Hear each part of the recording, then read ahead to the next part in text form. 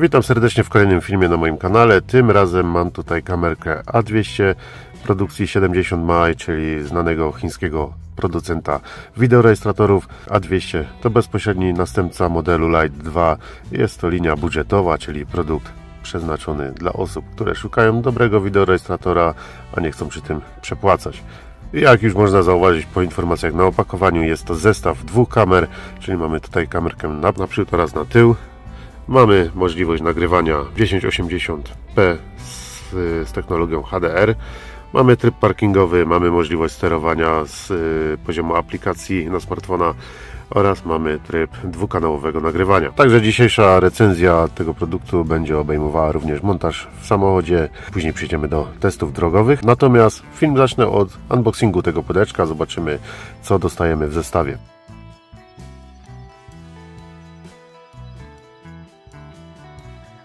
Wewnątrz opakowania znajdziemy dwa komplety folii elektrostatycznych, przy pomocy których zamontujemy kamery na szybach samochodu. W zestawie znajdują się również dwustronne taśmy samoprzylepne. Oczywiście nie mogło zabraknąć również instrukcji obsługi obu kamer. W drugiej części opakowania znajdziemy uchwyt montażowy kamery A200, szpatułkę, która przyda się podczas ukrywania okablowania wideorejestratora w samochodzie, przewód wideo do podłączenia tylnej kamery, przewód zasilania oraz adapter zasilania z wyjściem USB, który należy umieścić w gnieździe zapalniczki. Adapter ten może być zasilany napięciem od 12 do 24 V, a więc z kamery tej można korzystać również w samochodach ciężarowych.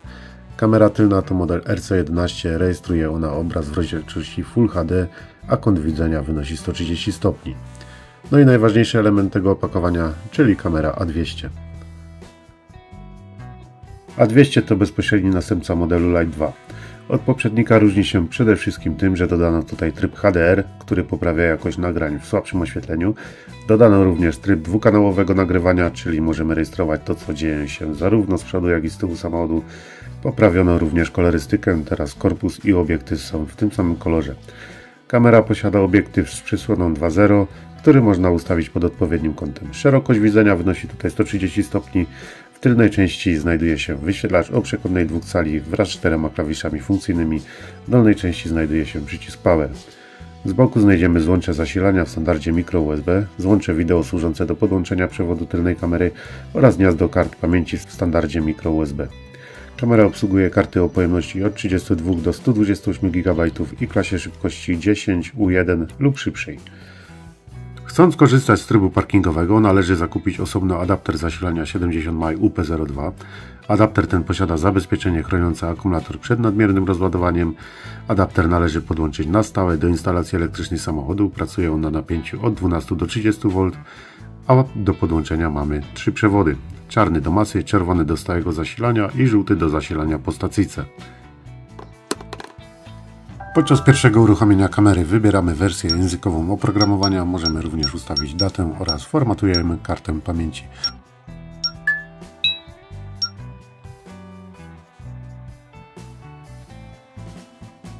Do dyspozycji mamy 4 klawisze funkcyjne i tak, pierwszy klawisz przełącza podgląd pomiędzy kamerą przednią a tylną, lub jeżeli tylnej kamery nie posiadamy, to wtedy klawisz ten włącza lub wyłącza nagrywanie z dźwiękiem. Drugi guzik uruchamia nagrywanie awaryjne. Takie nagranie umieszczone jest w osobnym katalogu na karcie pamięci i nie zostanie ono nadpisane przez inne nagrania. Trzeci klawisz pozwala na dostęp do galerii z nagranymi materiałami, natomiast czwarty klawisz prowadzi nas do ustawień kamery. Menu ustawień jest proste i intuicyjne, a jego zawartość możecie zobaczyć na filmie. Dostęp do ustawień kamery, jak i albumu możemy również uzyskać, korzystając z aplikacji 70 Mai, którą należy pobrać i zainstalować na swoim telefonie. Kamera tworzy swoją sieć Wi-Fi, z którą należy połączyć się przy użyciu smartfona oraz aplikacji 70 Mai. Dzięki aplikacji mamy dostęp do podglądu na żywo, możemy przeglądać i pobierać zapisane pliki, a także w wygodny sposób zmieniać ustawienia wideo kamery.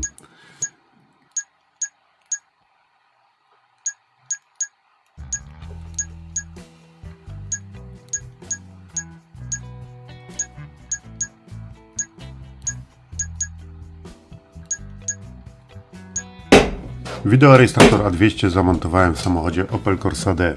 Zaczynam od montażu tylnej kamery. W tym celu demontuję plastikowe poszycie tylnej klapy. Ułatwi mi to poprowadzenie i ukrycie przewodów wideokamery.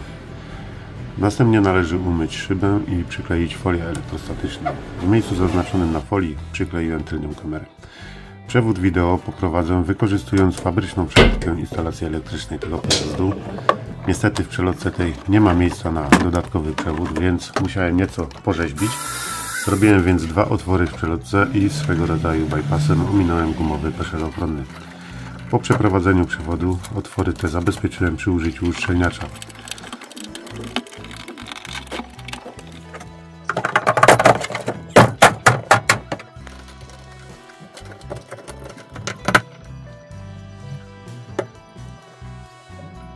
Pozostało przeprowadzić przewód wzdłuż podsufitki do miejsca, w którym będzie zamontowana przednia kamera. Podczas tej czynności przydaje się szpatułka z zestawu. Czas na montaż kamery głównej. Umyłem przednią szybę, następnie przykleiłem folię, a do niej uchwyt kamery. Pozostało wsunąć kamerę w uchwyt i podłączyć okablowanie.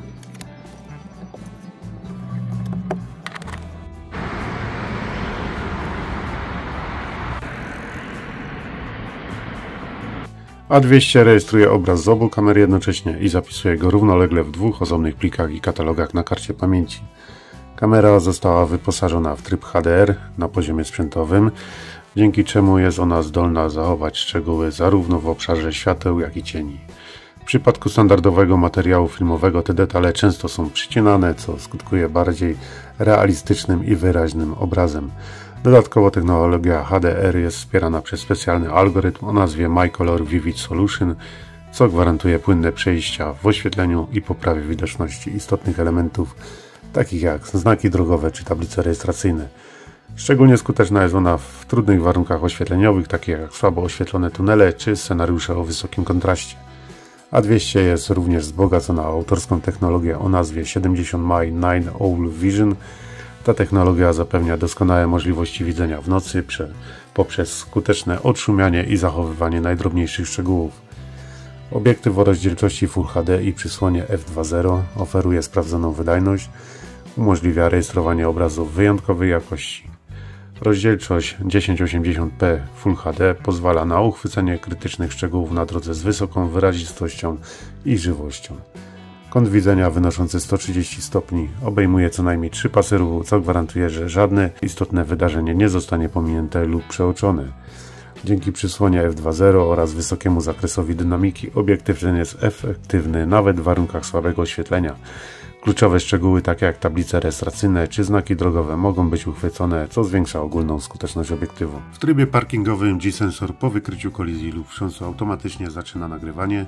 Jeżeli kolizja zostanie zarejestrowana, to kamera powiadomi Cię o tym dźwiękiem po ponownym włączeniu. Opcja nagrywania poklatkowego sprawia, że kamera rejestruje obraz w sposób ciągły z prędkością 1 klatki na sekundę, co sprawia, że każde 30 minut nagrania zostaje skompensowane do 1 minuty. Kamerę A200 można kupić w zestawie z kamerą tylną lub jako samodzielne urządzenie, jednak wydaje mi się, że warto pokusić się o zestaw.